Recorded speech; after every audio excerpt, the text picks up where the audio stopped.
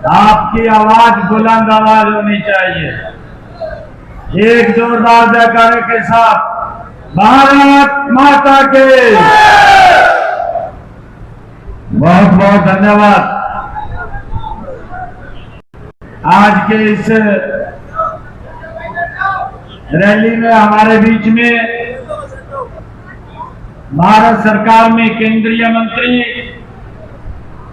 आदरणीय कृष्ण पाल गुर्जर जी, हरियाणा सरकार में कैबिनेट मंत्री विपुल गोयल जी, हमारे दूसरे कैबिनेट मंत्री राजेश नागर जी, बल्लभगढ़ के हमारे विधायक मूलचंद शर्मा जी और बड़खल से हमारे विधायक दिनेश अदलखा जी, होडल के हमारे विधायक हरिंदर राम रतन जी, और आज का कार्यक्रम जिन्होंने आयोजित किया है, आप सबकी दिलों की धड़कन, इस क्षेत्र के दुख सुख के साथी सतीश फागना जी, आपके लोकप्रिय विधायक, और हमारी फरीदाबाद नगर निगम की नवनियुक्त मेयर, आप सबको मैं बधाई देना चाहूंगा। आप लोगों ने गिनीज बुक में ये रिकॉर्ड दर्ज करवाया है कि भारत के अंदर सबसे ज्यादा वोटों से अगर कोई मेयर बना है तो आपकी यहां से मेयर परवीन जोशी जी को आप लोगों ने चुना है। इसके लिए मैं आप सबको बधाई देता हूं। हमारे भारतीय जनता पार्टी के वरिष्ठ नेता अजय गौड़ जी, प्रदेश के महामंत्री सुरेंद्र पूनिया जी, वरिष्ठ नेत्री भारतीय जनता पार्टी श्रीमती नीरा तोमर जी, हमारे जिला के अध्यक्ष सोहन पाल जी, नरेंद्र गुप्ता जी, पूर्व विधायक टेकचंद शर्मा जी, पूर्व विधायक चंद्र भाटिया जी, अतर सिंह बढ़ावा जी, हमारे जिला के प्रभारी कमल यादव जी, पूर्व में जिला के अध्यक्ष गोपाल शर्मा जी और नरेंद्र वत्स जी, और उपस्थित हमारे एनआईटी की सरदारे, आप सब 5 घंटे से यहाँ बैठे हैं। मैं आप सबको दोनों हाथ जोड़ करके राम राम करता हूँ, आप सबको प्रणाम करता हूँ। मुझे खुशी है कि आप 5 घंटे इंतजार किया है। आप 2 बजे के यहाँ पर हैं और 8 बज रहे हैं। इससे पहले, क्योंकि जब मैं चुनाव के अंदर आया था तब भी लगभग 4 घंटे की देरी से पहुंचा था, परंतु तब चुनाव चल रहा था, समय का अभाव था। परंतु आज आपके काम के लिए अधिकारियों से लगातार बैठ करके एक एक काम की वो चर्चा की है, ताकि ये कार्य 3 गुना गति से आप लोगों को उसका लाभ मिले, और इस कारण से ये समय लगा है।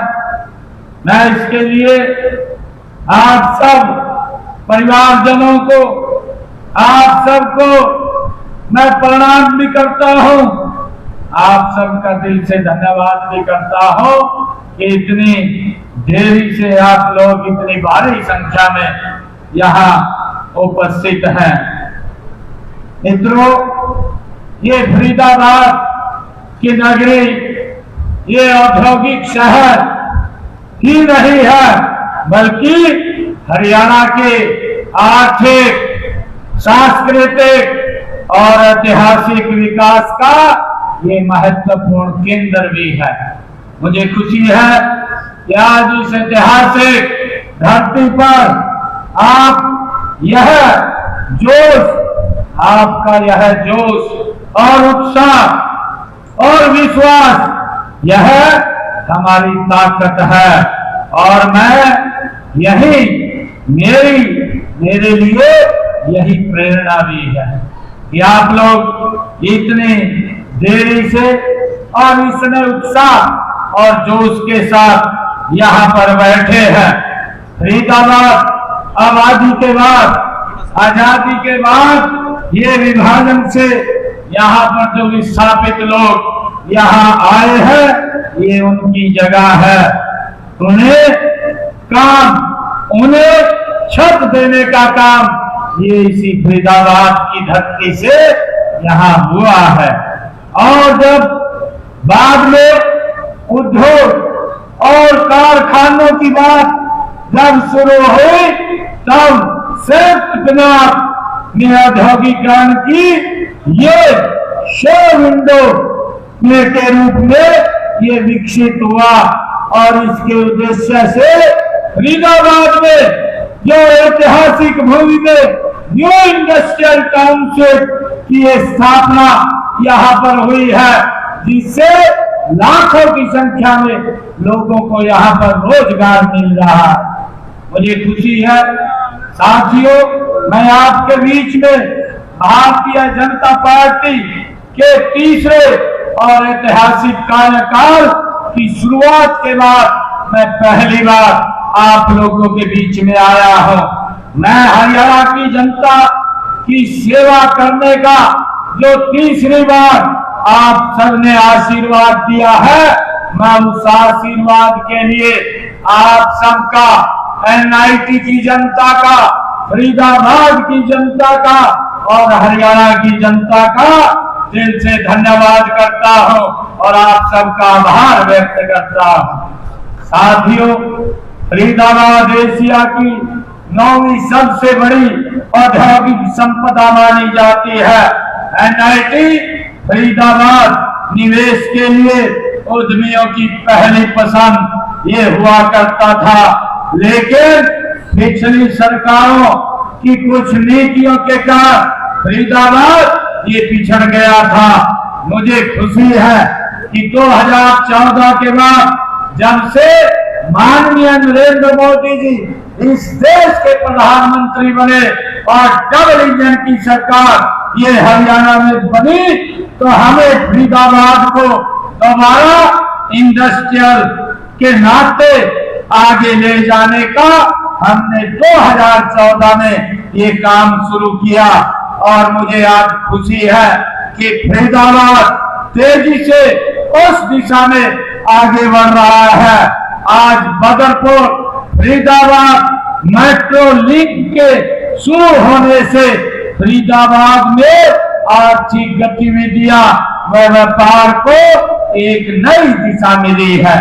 देश विदेश में नई कंपनियों यहाँ निवेश के लिए आकर्षित हो रही है। यह मेट्रो रेल फरीदाबाद के औद्योगिक विकास में एक मील का पत्थर ये साबित हो रही है। मुझे खुशी है कि फरीदाबाद, गुरुग्राम हरियाणा में 2 महत्वपूर्ण शहर और कमर्शियल हब हैं। देश और विदेश के उद्यमियों के पसंदीदा ये स्थल भी है। हम इन दोनों शहरों को मेट्रो से जोड़ने की विचार कर रहे हैं और जल्द ही इसे धरातल पर भी उतारने का काम ये हमारी सरकार करेगी। मैं विश्वास कराता हूं कि हम फरीदाबाद एनआईटी को एक आदर्श विधानसभा के रूप में इस क्षेत्र को बनाएंगे और इसमें गति से काम करेंगे।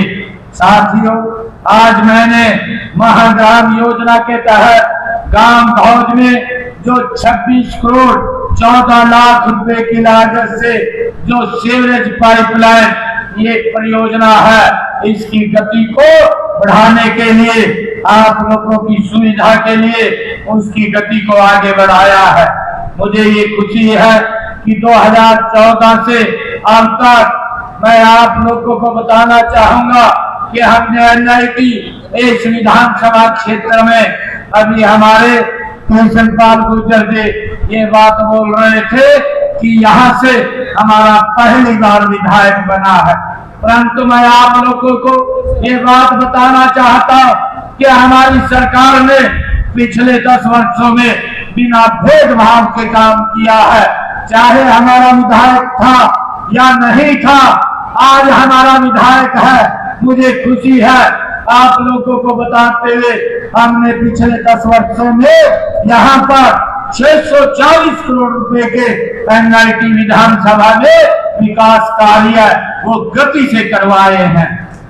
और मैं आप लोगों को ये भी बताना चाहता कि पिछले 10 वर्ष कांग्रेस के भी 2014 से पहले कांग्रेस का शासन काल रहा है। उन्होंने मात्र 272 करोड़ रुपया 10 वर्षों में खर्च किया है और हमने 640 करोड़ रुपया खर्च किया है। मैं बताना चाहता हूं कि कांग्रेस के मुकाबले में हमारी ये डबल इंजन की सरकार ने डबल पैसा खर्च करने का काम किया है। मैं आपको विश्वास दिलाता हूं, आपने अब ये ट्रिपल इंजन की सरकार बनाई है। अब 3 गुना ज्यादा गति से इस NIT में विकास कार्यों पर पैसा खर्च करने के लिए हमारी सरकार काम करेगी।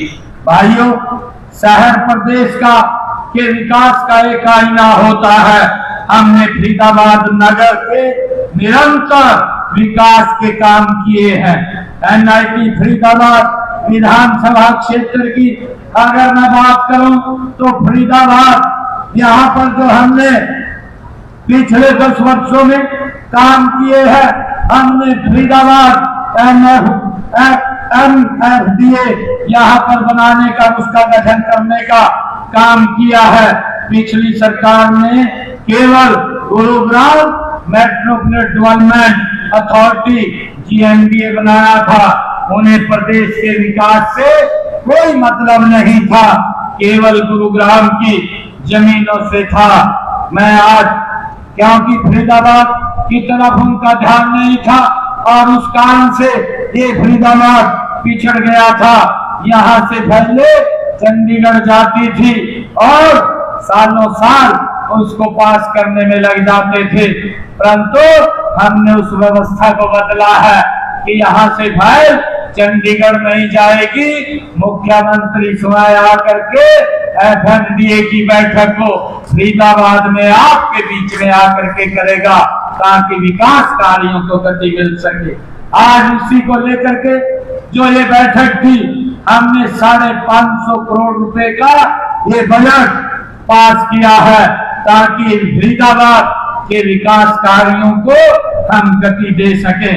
और आज मुझे इसका परिणाम भी यह हुआ कि फरीदाबाद तेजी से आगे बढ़ रहा है, तेजी से निर्माण हो रहा है और तेज गति से फरीदाबाद का विकास भी हो रहा है। मैं आप लोगों को बताना चाहूंगा कि हमने बदरपुर से फरीदाबाद तक, जो मुसेजर तक 2400 करोड़ 94 करोड़ रुपए की लागत से 13.87 किलोमीटर लंबे मेट्रो लाइन वो शुरू की है और YMCA चौक फरीदाबाद बल्लभगढ़ से 580 करोड़ रुपए की लागत से 3.21 किलोमीटर लंबे जो मेट्रो लाइन वो शुरू की गई है। NIT फरीदाबाद में PP मोड़ पर बस पोर्ट टर्मिनल का निर्माण 130 करोड़ रुपए की लागत से किया गया है।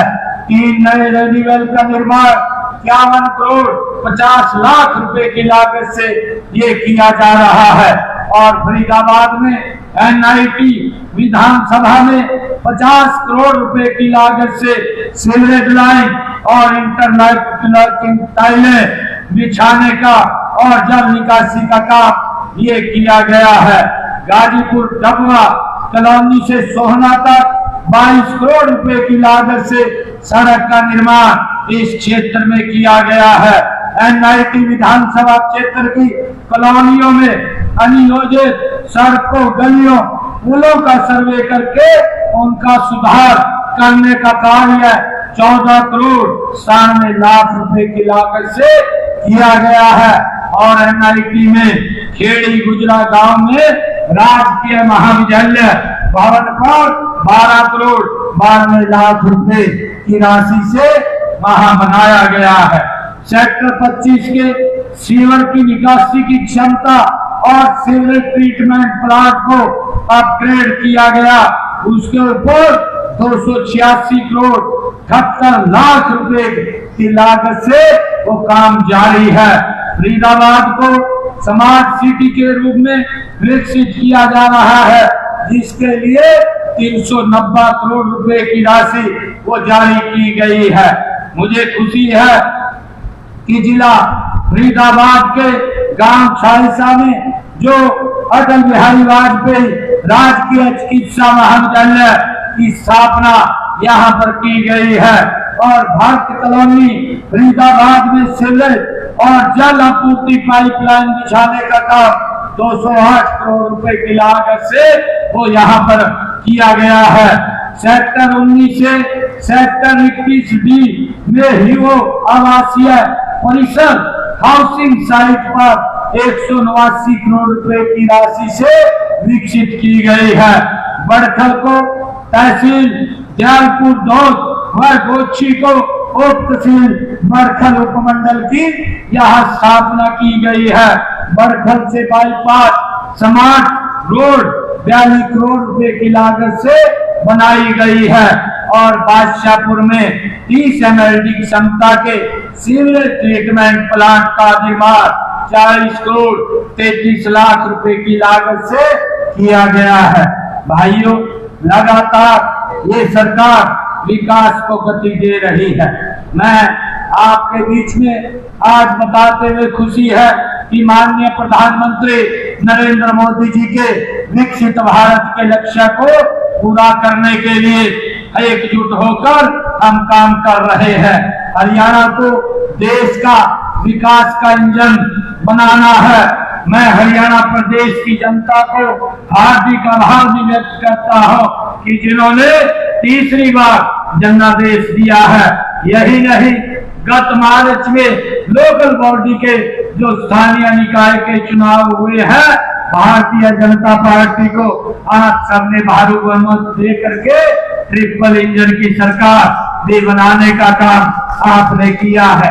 और इसी गति का परिणाम है कि हमने विधानसभा चुनाव में अपने संकल्प पत्र में 217 वायदे आप लोगों से किए थे और मुझे खुशी है कि हमने 217 वायदों में से 19 वायदे 100 दिन में ही पूरे किए और 90 संकल्पों के ऊपर काम चल रहा है। जल्दी ही ये 90 संकल्प भी भाइयों हम गति से इसको पूरा कर लेंगे। मुझे खुशी है कि हमने जो चुनाव में आप लोगों से बातें कही थी उन बातों को हमारी सरकार लगातार पूरा करने का काम कर रही है। मैं आपको बताना चाहता हूँ कि हमने अपने संकल्प पत्र में आप लोगों से एक हरियाणा प्रदेश के युवाओं से ये वायदा किया था।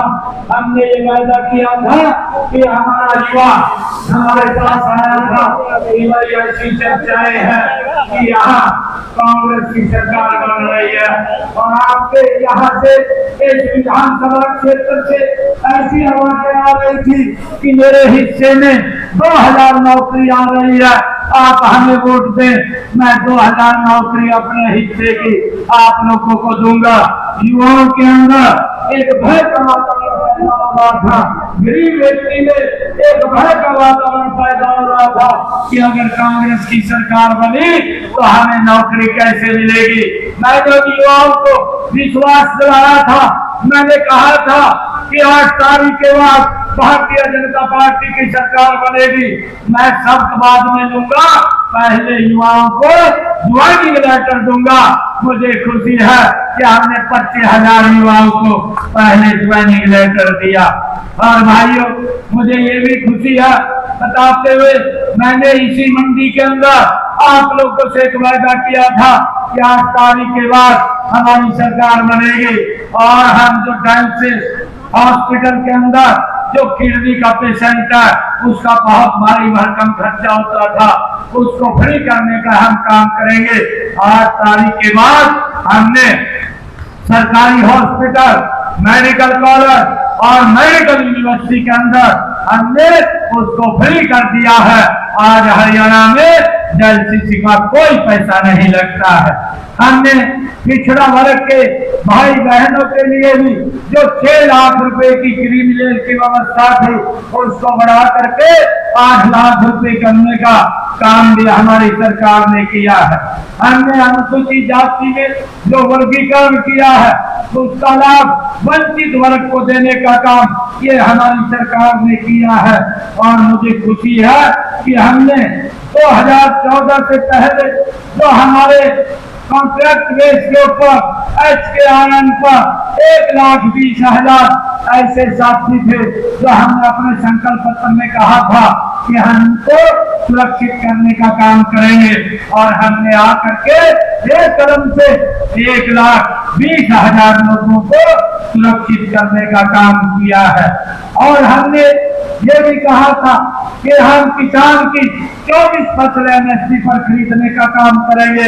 मुझे खुशी है कि हम आज हरियाणा प्रदेश के किसानों की सारी फसल MSP पर खरीदने का काम कर रहे हैं।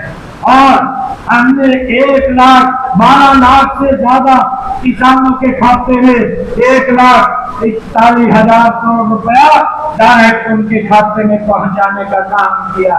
भाइयों, हमने ये भी कहा था कि किसानों के ऊपर जो अंग्रेजों के जमाने का अभियान लगा हुआ है हम उसको माफ करेंगे।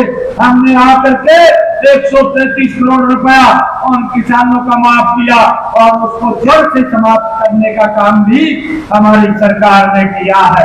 हमने ये भी कदम उठाए हैं कि जो हमारे किसान भाई जो पट्टेदार थे वो काश्त करते थे परंतु मालिकाना हक नहीं था, उन सबको भी मालिकाना हक देने का काम ये हमारी सरकार ने किया है। और जो भाइयों का मकान पंचायत भूमि के ऊपर बना हुआ था उनको भी मालिकाना हक देने का काम ये हमारी सरकार ने किया है। हमने अपने संकल्प पत्र में कहा था कि हमारी जो बहनें जो जिनकी इनकम 1,80,000 रुपए से कम है उनको 500 रुपए का गैस का सिलेंडर उपलब्ध कराएंगे। आज मुझे खुशी है कि हमने उस निर्णय को भी पूरा किया। आज 17 लाख से ज्यादा बहनें 500 रुपए का गैस का सिलेंडर परिवारों के अंदर जा रहा है। और जो बहनें और जुड़ रही हैं उनको भी 500 रुपए का गैस का सिलेंडर देने का काम हमारी सरकार कर रही है। मुझे ये भी खुशी है कि हमने छोटे व्यापारियों के लिए एक मुश्त जो हरियाणा एक मुश्त निपटान योजना 2025 हम लेकर के आए हैं, जो 10 लाख रुपए से लेकर के 1 करोड़ रुपए तक उनका पूरा का पूरा ब्याज